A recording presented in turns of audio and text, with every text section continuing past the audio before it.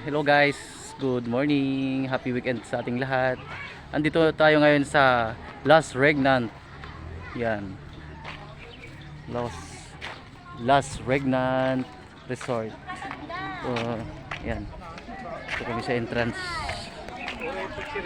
Uy, bawal chichirya tayo, bawal makan. Yan, papasok na muna. Pila-pila tayo dito sa entrance. Grabe. Ayan siya, Las Regnant. Okay. Doon na sila sa nakapila na doon sa unahan. Daming tao mga kaibigan. Tamang tama kasi vacation na ng mga bata tapos na yung eskwela.